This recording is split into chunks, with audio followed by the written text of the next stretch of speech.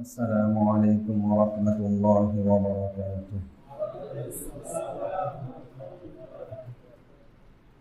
الحمد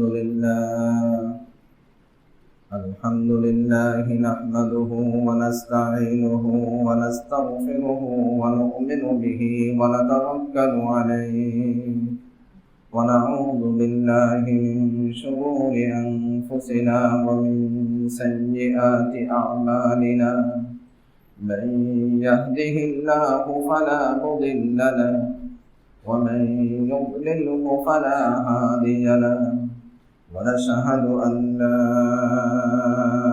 إله إلا الله وحده لا شريك له، ونشهد أن سيدنا وسندنا وحبيبنا وحبيب ربنا وطبيبنا وطبيب قلوبنا محمدا عبده ورسوله، صلى الله تعالى عليه وعلى آله وأصحابه وبارك وسلم تسليما كثيرا كثيرا. أما بعد، فأعوذ بالله من الشيطان الرجيم. بسم الله الرحمن الرحيم. إنا أنزلناه في ليلة القدر، وما أدراك ما ليلة القدر. ليلة القدر خير من 1000 شهر. تنزل الملائكة والروح فيها بإذن ربهم من كل أمر. سلام هي حتى مطلع الفجر. وقال رسول الله صلى الله عليه وسلم: من قام ليلة القدر إيمانا واحتسابا غفر له ما تقدم من ذنبه.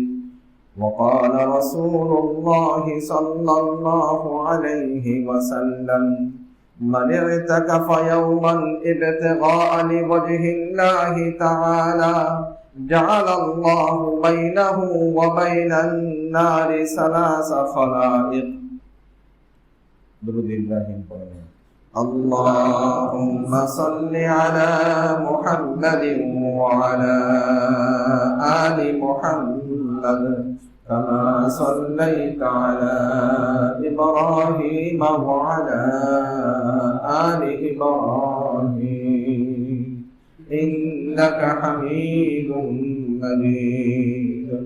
اللهم بارك على محمد وعلى آل محمد كما باركت على إبراهيم وعلى آل إبراهيم إنك حميد مجيد.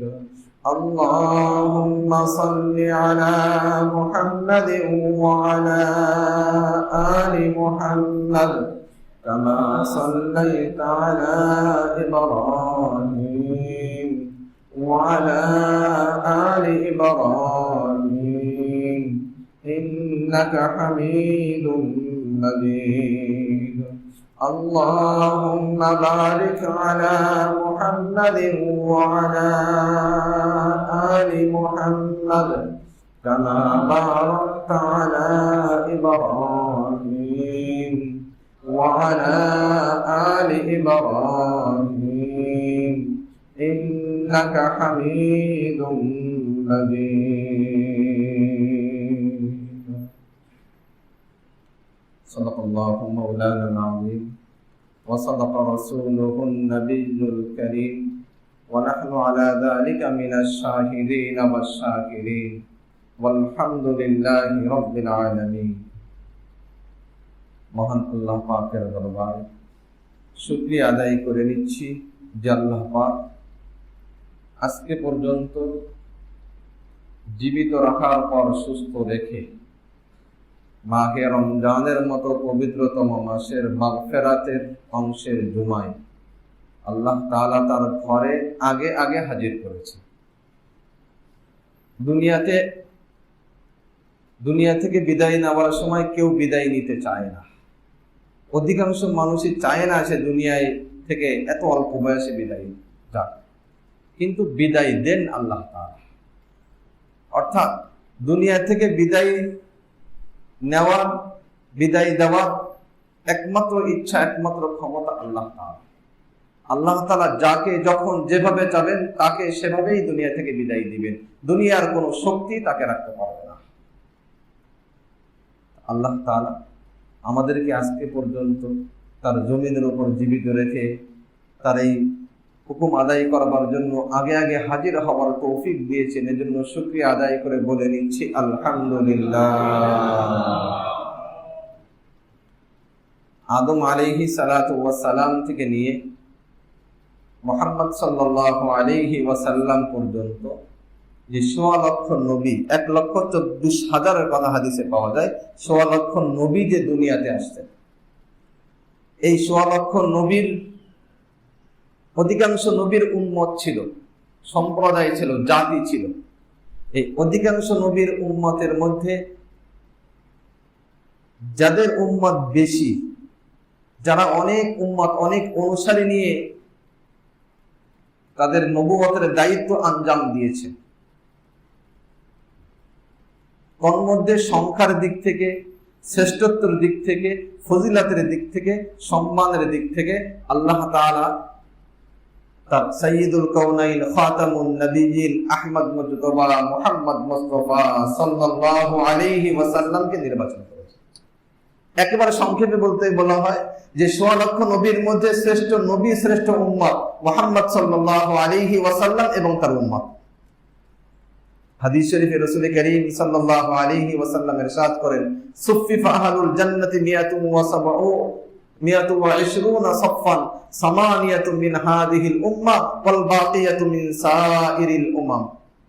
যে জান্নাতে আল্লাহ তাআলা জান্নাতে যাওয়ার জন্য জান্নাতীদেরকে ১২০ কাতারে দাঁড় করাবেন।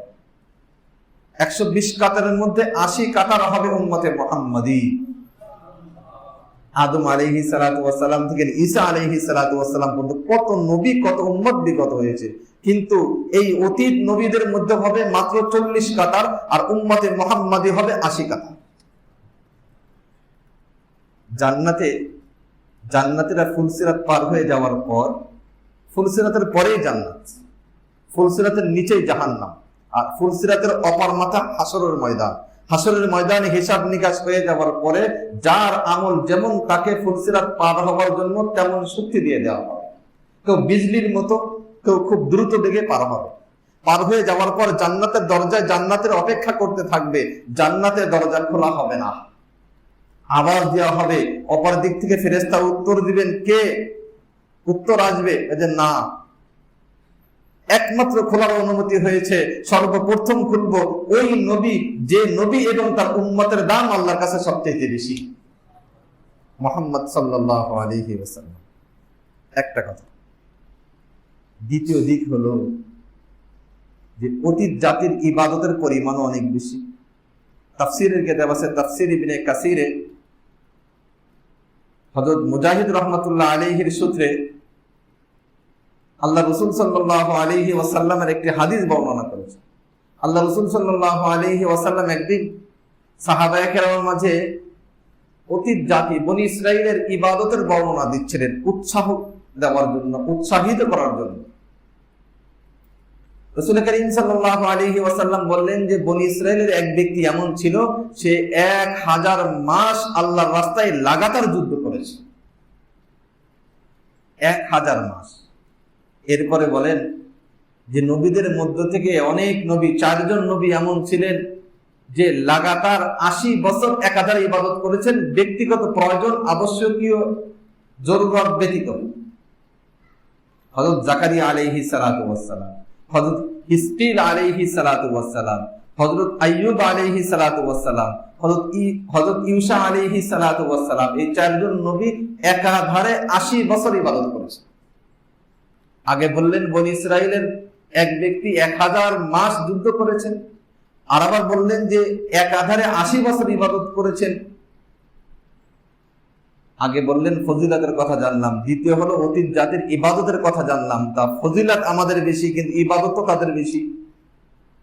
সাহাবায়ে কেরাম সন্দেহ পড়ে গেলেন যে তারা এত ইবাদত করেছে, একবার সুবহানাল্লাহ তো বিফলে যাবে না। ওয়া মান ইয়ামাল মিসকালা যাররাতিন খায়রান ইয়ারা, বান্দা এক যাররা পরিমাণ নেকামল করলো, এই নেকামল কখনো বৃথা যাবে না।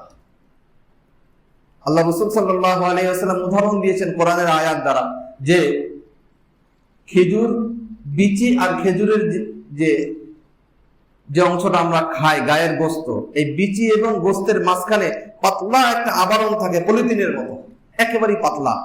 এখন তো পলিথিন হয়েছে আমরা বুঝি, তখন সাহাবায়ে কেরাম বুঝতেন না। আল্লাহ রাসূল সাল্লাল্লাহু আলাইহি ওয়াসাল্লাম বুঝান যে এই পাতলা আবরণের মতো যদি কারোর নেকামল থাকে, সেই নেকামল বৃথা যাবে না।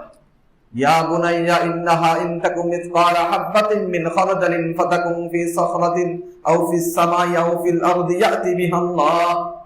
সূরা লুকমানে লুকমান তার ছেলেকে উপদেশ দিচ্ছেন, হে বৎস, হে ছেলে, তুমি যদি কোনো নেকামল করো, মিসকালা যাররা, এক যাররা পরিমাণ যদি হয়, সেটা যদি সমুদ্রের নিচে থাকে, কোনো পাথরে চাপা দেওয়া থাকে, আসমানে কোথাও থাকে, জমিনে কোথাও থাকে, তুমি যেখানেই নেকামল করো না কেন, ইয়াতি বিহা আল্লাহ, আল্লাহ তাআলা কাল কিয়ামতের ময়দানে সে নেকামল উপস্থিত করবেনই।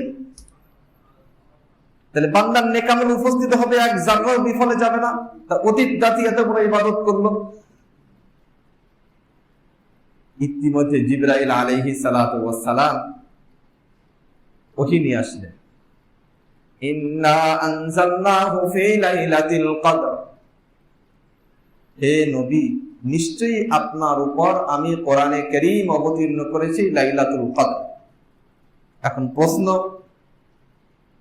যে কোরআনে কারীম আল্লাহ তাআলা লাইলাতুল কদর অবতীর্ণ করেছেন, তাহলে গোটা 23 বছর জিন্দেগিতে যে কোরআনের এক একটা আয়াত বিভিন্ন সময় অবতীর্ণ হয়েছে, এটা কিভাবে? অবতীর্ণের দুইটা স্তর। একটা হলো সপ্তম আসমানের উপরে লাউহে মাহফুজ বলা হয়, সংরক্ষিত এলাকা। এই লাউহে মাহফুজে আল্লাহ তাআলা আসমানের সপ্তম আসমানের উপরে লাউহে মাহফুজ থেকে দুনিয়ার আসমানে আল্লাহ তাআলা সবে কদরে কোরআনে কারীম অবতীর্ণ করেছেন। আর দুনিয়ার আসমান থেকে নিয়ে উম্মতের জন্য, জাতির জন্য, মানুষের জন্য গোটা 23 বছরে রাসূল করিম সাল্লাল্লাহু আলাইহি ওয়াসাল্লামের উপর এক এক সময়, এক একটা মুহূর্তে যখন যে অংশের প্রয়োজন, তখন সে অংশ অবতীর্ণ করেছে। তাহলে মূল অবতীর্ণ হয়েছে লাউহে মাহফুজ থেকে দুনিয়ার আসমানে সবে কদর। এখন আল্লাহ তাআলা আল্লাহ রাসূলকে আকর্ষণ সৃষ্টি করার জন্য জিজ্ঞেস করছেন, ওমা আদরাকা মা লাইলাতুল কদর, ওমা জিজ্ঞাসাবাদক, আপনি কি জানেন লাইলাতুল কদর কি জিনিস? আল্লাহ তাআলা উত্তর দিচ্ছেন, লাইলাতুল কদরি খায়রুম মিন আলফি শাহর, লাইলাতুল কদর হলো 1000 মাসের চাইতে বেশি উত্তম। আগের ঘটনা আর এই আয়াতের ব্যাখ্যা এখন বুঝে আসবে, যে ওই 1000 মাস ধরে বনী ইসরাইলের এক ব্যক্তি যুদ্ধ করেছে। সাহাবায়ে কেরাম এটা শোনার পরে, আমরা শোনার পরে আমাদের মধ্যে আফসোস, আক্ষেপ আসতে পারে। আল্লাহ তাআলা সেই আফসোস এবং আক্ষেপের উত্তর দিচ্ছেন যে ওই অতীত জাতি লম্বা লম্বা ইবাদত করেছে, ঠিক আছে, কিন্তু উম্মতে মুহাম্মাদের শ্রেষ্ঠত্ব বাড়ানোর জন্য আমি আল্লাহ বছরে এক একটা রাত এমন দিচ্ছি, যে রাত, এক রাত ইবাদত করা 1000 মাসের চাইতে উত্তম।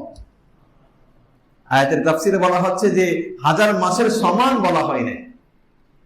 1000 মাসের যদি সমান বলা হইতো তাহলে সমকক্ষ হয়ে যাইত, সমান বলা হয় না, 1000 মাসের চাইতে উত্তম। লাইলাতুল কদরের দাম এত কেন? যে এই রাতে কোরআন কারীম অবতীর্ণ হয়েছে। যার সাথে যার সম্পর্ক থাকে, ওই মূল জিনিসের দাম হিসেবে সম্পৃক্ত জিনিসেরও দাম বেড়ে যায়। আমাদের বাসার আল্লাহর কালাম কোরআনে কারীমের সাথে একটা গিলাফ থাকে, এই গিলাফের কাপড়ের দাম খুব বেশি না। অথবা কোরআনে কারীম তেলাওয়াত করার জন্য একটা রেহেল কাঠ ব্যবহার করা হয়, 20-30 টাকা দাম হবে ওই কাঠটার অংশের। অপর দিক থেকে এর চাইতে ভালো কাঠের হয়তো একটা পিঁড়িও আছে পাকঘরে, কিন্তু পিঁড়িতে লাথি দিতে তো চিন্তা করে না, লাথি দিলে আর বরঞ্চ লাথি দিয়ে সরাইতে হয় সেটা পিঁড়িকে। কিন্তু কোরআনে কারীমের কাঠের দাম ওই পিঁড়ির কাঠের চাইতে হয়তো কমও হইতে পারে, কিন্তু লাথি দেওয়া তো দূরের কথা, লাথি লাগলে বা অসুন্দর আচরণ হলে সেটাকে চুমু খায়, সম্মান করে। কারণ এই অল্প দামের কাঠের সম্পৃক্ত হয়েছে কোরআনে কারীমের সাথে, আর ওই বেশি দামের কাঠ হওয়া সত্ত্বেও তার সম্পৃক্ততা নাই ভালো জিনিসের সাথে, যার কারণে তার দাম নাই। লাইলাতুল কদরের দাম কোরআনে কারীমের সাথে সম্পর্ক হওয়ার কারণে আল্লাহ তাআলা এর দাম বাড়িয়ে দিয়েছেন 1000 মাসের চাইতে বেশি উত্তম। হিসাব করে দেখা গেছে 83 বছর 4 মাস হয়। 1000 মাসে 83 বছর 4 মাস। যদি কোনো ব্যক্তি 12 বছর একাধারে সবে কদর তালাশ করার জন্য সবে কদর হিসাবে ইবাদত করতে পারে, তাহলে 1000 বছর ইবাদত করার তার সওয়াব হবে। 12 দুগুণে 24, যাদের বয়স 40 বছর, বালেগ হয়েছেন 15 বছর থেকে, বাকি 25 বছর ইবাদত করেছেন, সবে কদরের উদ্দেশ্যে ইবাদত করেছেন, তাহলে 24 থেকে 25 বছর যদি আপনি সবে কদরের উদ্দেশ্যে ইবাদত করতে পারেন, তাহলে আপনার আমল নামায় 2000 বছর ইবাদতের সওয়াব আল্লাহ তাআলা দিয়ে দিচ্ছেন। সবে কদরের দ্বিতীয় নাম্বার। 3 নাম্বার ফজিলত, তানাজ্জালুল মালাইকাতু ওয়ার রূহু ফিহা বিইذনি রাব্বিহিম মিন কুল্লি আমর সালামুন হিয়া হাত্তা মাতলাইল ফজর। যে তৃতীয় নাম্বার বৈশিষ্ট্য হলো সবে কদরের, যে এই রাতে আল্লাহ তাআলার পক্ষ থেকে ফেরেশতারা শান্তি নিয়ে অবতীর্ণ হয়। যে সমস্ত বান্দারা ইবাদত করতে থাকে তাদের প্রতি আল্লাহ তাআলার পক্ষ থেকে প্রেরিত শান্তি অবতীর্ণ করেন। সবে কদর আল্লাহ ওয়ালা বুজুর্গরা সবে কদর পাইলে ওই রাত্রেই বোঝেন যে আজকে সবে কদর। আমাদের সমাজে তো আমরা 27 তারিখে ঠিক করে রাখছি সবে কদর, কিন্তু না। বুখারী মুসলিমের হাদিস, তাহাররাউ লাইলাতুল কদরি ফিল বিত্রি মিনাল আসরিল আওয়াখির মিন রমাদান। রমাদানের শেষ দশকের প্রত্যেক বেজর রাত্রিতে তুমি সবে কদর তালাশ করো। 21, 23, 25, 27, 29। হাদিসের ব্যাখ্যা বলা হচ্ছে যে আল্লাহ তাআলা কেন অনির্দিষ্ট করে দিয়ে এই বেজর রাত্রগুলোতে সবে কদর তালাশ করতে বললেন? 4টা ব্যাখ্যা দিয়েছে। 1 নাম্বার ব্যাখ্যা হলো যে মানুষ আগে ইবাদত করতো না, যা কিছুই করবো না, 27 তারিখ আসুক। যেমন হবে মসজিদে এখন মাত্র 2 ফ্লোর ভরে, 27 তারিখে 4 ফ্লোর 5 ফ্লোর ভরে যাবে, আজকে সবে কদর সবাই নিয়ে যাচ্ছে। যদি নির্দিষ্ট করা থাকতো তাহলে মানুষ আগে ইবাদত করতো না, ওই একটা দিনই ইবাদত করত। দ্বিতীয় নাম্বার হলো যে ইবাদত যদি কেউ ওই দিন করতে পারতো তাহলে তার গর্ব আর অহংকার আর তার ফকর এত বেশি হইতো যে অন্য যারা পারি না তারই আজকে সারা রাত ধরে ইবাদত করেছে, সবে কদর পেয়ে গিয়েছে। অহংকারের একটা সূত্র হইতো তার। যে কোনো মানুষ যে কোনো সময় গুনাহ করে ফেলে, সবে কদর জানা সত্ত্বেও 27 তারিখ রাত্রে যদি কোনো মানুষ বা সবে কদর যেদিন হবে নির্দিষ্ট যদি থাকতো, ওই দিন যদি মানুষ কেউ গুনাহ করে ফেলতো, তাহলে ওই দিন নেকি করা যেমন দামি, গুনাহ করা তত বেশি মারাত্মক, তাহলে ওই ব্যক্তি আল্লাহর কাছে অভিশপ্ত হয়ে যায়। 4 নাম্বার, যদি হাতছাড়া হয়ে যাইতো তাহলে আফসোস করতো বান্দা।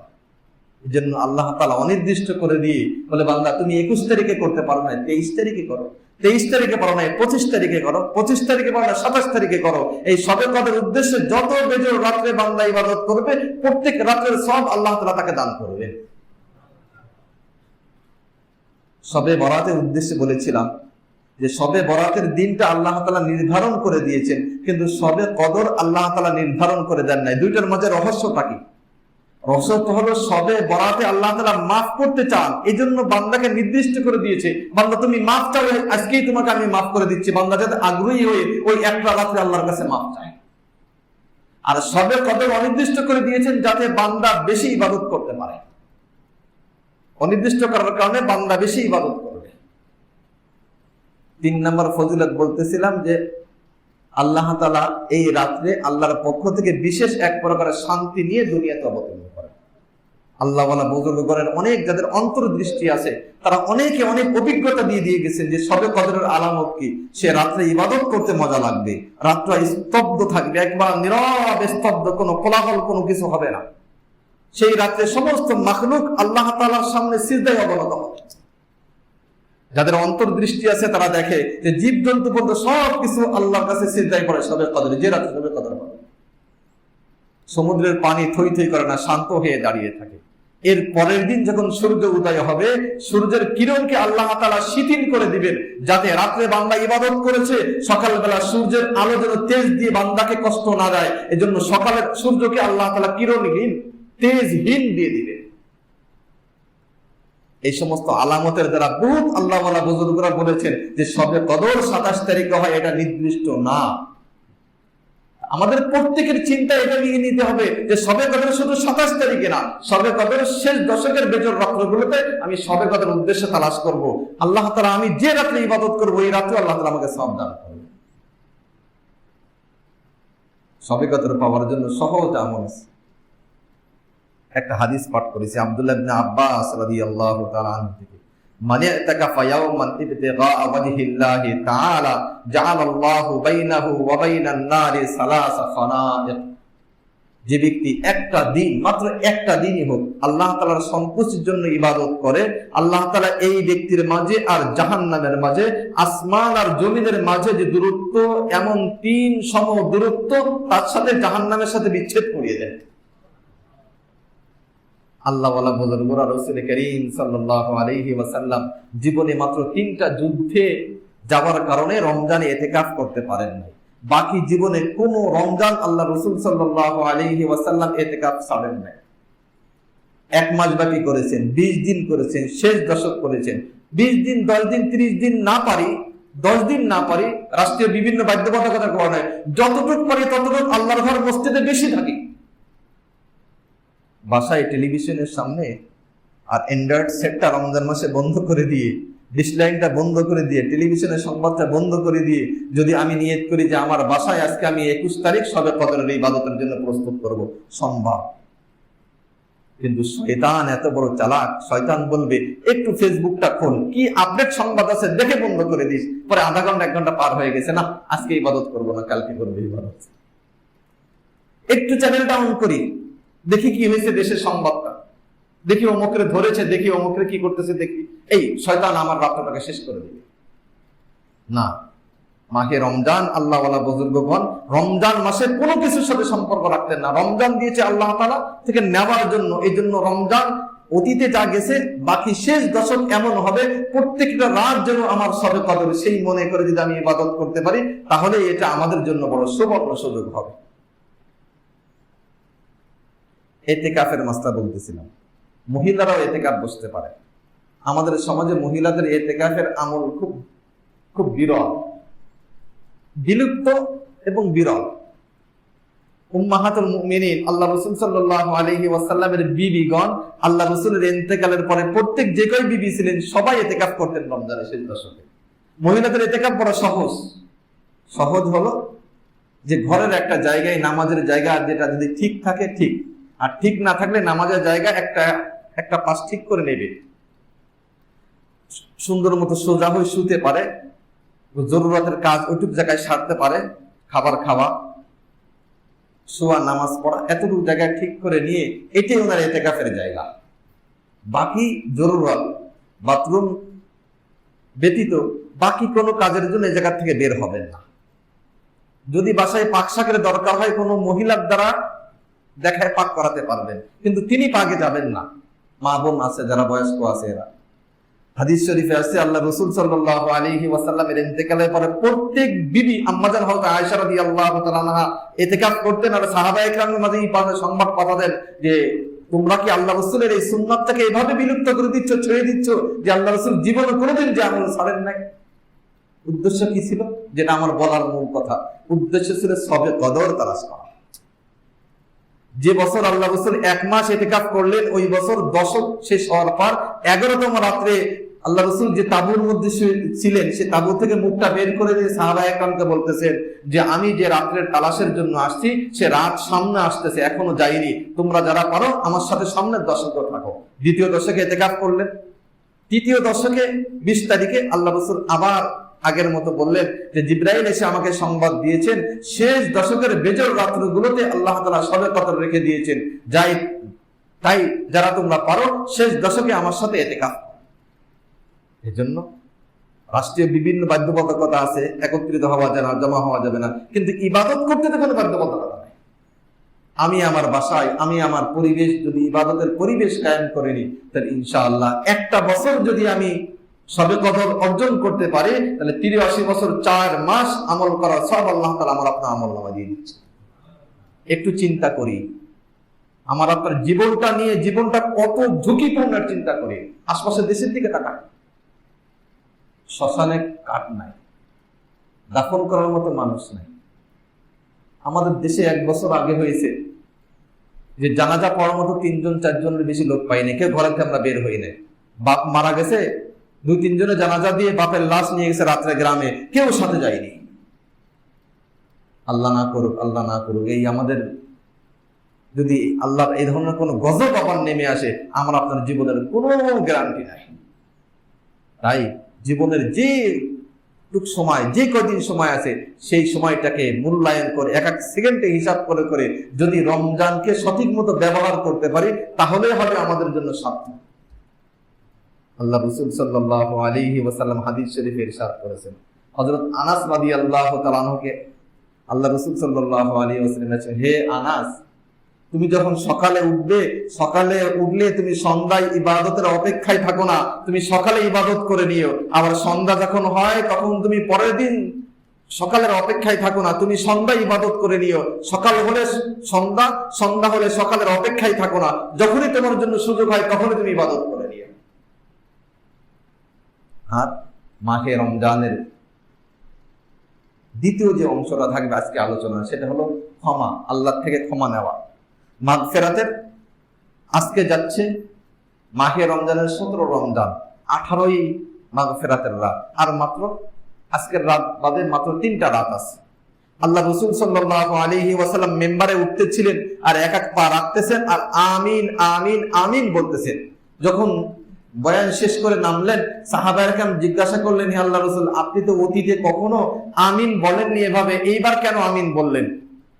একে একে যে 3টা ধাপে উঠলেন, 3বার আমিন বললেন।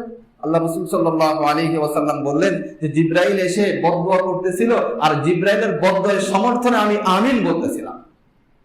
কি বদদুয়া? একটা ছিল যে মাহে রমজান পাইল আর সে তার গুনাহ মাফ করায় নিতে পারলো না, ওই ব্যক্তি ধ্বংস হোক।